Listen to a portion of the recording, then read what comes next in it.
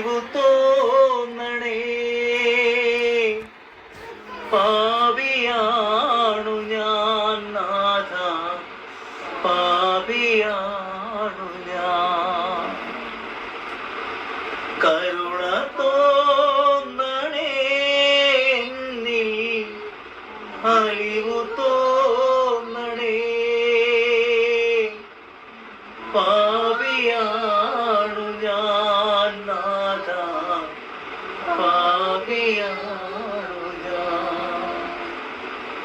കരുണ തോന്നണേ എന്നിൽ, അലിവു തോന്നണേ.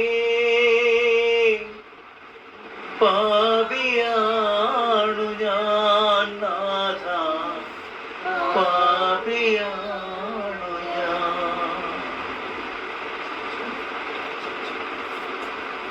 സങ്കീർത്തനം 51 പറയുന്നു, അമ്മയുടെ ഉദരത്തിൽ ഉരുവായപ്പോഴേ ഞാൻ പാപിയാണ്.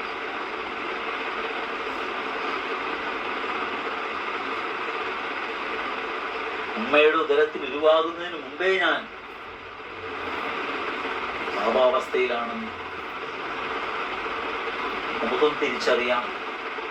ദൈവമേ, അങ്ങയെ ഉള്ളു തുറന്ന് ആരാധിക്കാൻ പറ്റാത്തത്, അങ്ങയെ നിരന്തരമായിട്ട് അന്വേഷിക്കാത്തതിൻ്റെ കാരണവും എപ്പോഴും ആരാധിക്കേണ്ട അങ്ങയെ ആരാധിക്കാതെ മറ്റു പലതിൻ്റെയും പുറകെ എൻ്റെ മനസ്സ് എല്ലാം ഓടിപ്പാഞ്ഞ് നടക്കുന്നതിൻ്റെ കാരണം ദൈവമേ, എൻ്റെ ഉള്ളിലുള്ള തിന്മയാണ് അതിന് കാരണം. എൻ്റെ ഉള്ളിൽ പിശാച് നട്ടുപിടിപ്പിച്ച തിന്മകൾ എൻ്റെ ഉള്ളിലുണ്ട് കർത്താവേ. അതുകൊണ്ടാണ് എനിക്ക് ദൈവത്തെ ആരാധിക്കാനായിട്ട് എനിക്ക് പറ്റാത്തത്. എല്ലാം മറന്ന് ദൈവത്തെ സ്നേഹിക്കാൻ പറ്റാത്തത് കാരണമാണെന്ന് ദൈവത്തോടൊന്ന് പറഞ്ഞ്,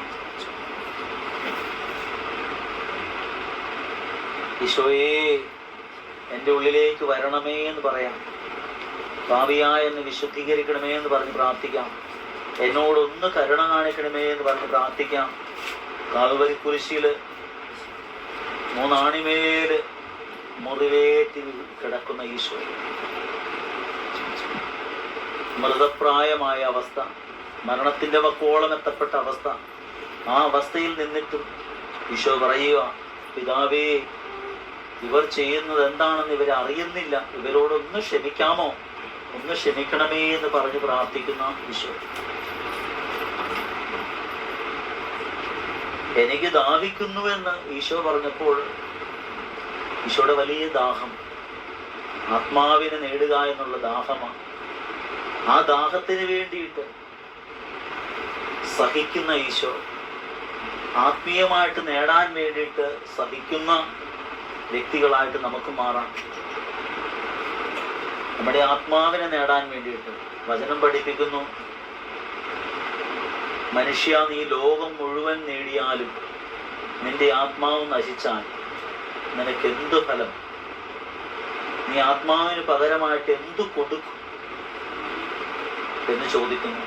നമ്മുടെ ആത്മാവിനെ വിശുദ്ധീകരിക്കേണ്ടതിനായിട്ട് സമർപ്പിക്കാം. യേശുവിൻ്റെ രക്തത്താൽ, പരിശുദ്ധാത്മാവിനാൽ, ദൈവകൃപയാൽ, ദൈവിക ചൈതന്യത്താൽ, ബലിയുടെ അഭിഷേകത്താലെല്ലാം നമ്മുടെ ആത്മാവിനെ വിശുദ്ധീകരിക്കാം. യേശുവിൻ്റെ തിരുശരീര രക്തസ്വീകരണത്തിലൂടെ നമ്മുടെ ജീവിതത്തെ വിശുദ്ധീകരിച്ചെടുക്കാം, നവീകരിച്ച് മാറ്റാം. നമ്മൾ പുതിയ സൃഷ്ടികളാക്കി നമ്മളെ തന്നെ മാറ്റാം. നമുക്ക് നമ്മളെ തന്നെ ഒരുക്കാം.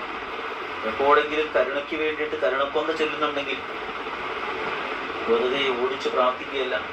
ഈശോയുടെ ആ കുരിശിൽ കിടക്കുമ്പോൾ ആ അതിദാരുണമായ ആ പീഡാസഹനങ്ങളെ ഓർത്ത് പിതാവേ, ആ സഹനത്തെ ഓർത്ത് പിതാവേ, ഞങ്ങളോടും ലോകം മുഴുവനോടും ഒന്ന് കരുണ കാണിക്കണമേ എന്ന് പറഞ്ഞ് പ്രാർത്ഥിക്കുന്നത്. വേദനയോടെ, തിരിച്ചറിവോടെ വേണം കരുണയ്ക്ക് വേണ്ടിയിട്ട് പ്രാർത്ഥിക്കാൻ.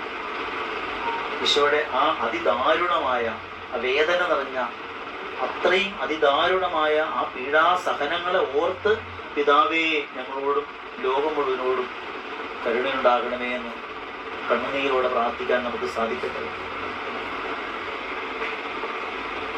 നമ്മുടെ കുടുംബത്തിലെ ഓരോരോ അംഗങ്ങളോടും ദൈവത്തിൻ്റെ കരുണ അവർക്കും ലഭിക്കാൻ വേണ്ടിയിട്ട് ദൈവത്തിന് മുമ്പിൽ ഈശോയുടെ ആ അതിദാരുണമായ പീഡാസഹനത്തെ ഓർത്ത് അവർക്ക് വേണ്ടിയിട്ട് കൂടി നമ്മൾ കണ്ണുനീരോടെ പ്രാർത്ഥിക്കാനായിട്ട് നമുക്ക് സാധിക്കും.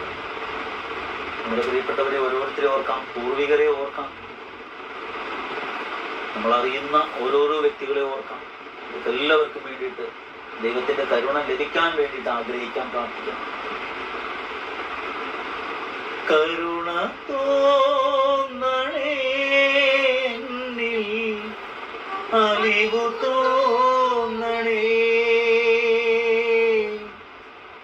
പാപിയാണു ഞാൻ നാഥ, പാപിയാണു ഞാൻ. കരുണ തോന്നണേ,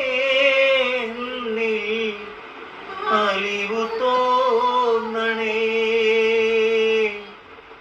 പാപിയാണു ഞാൻ നാഥ, പാപിയാ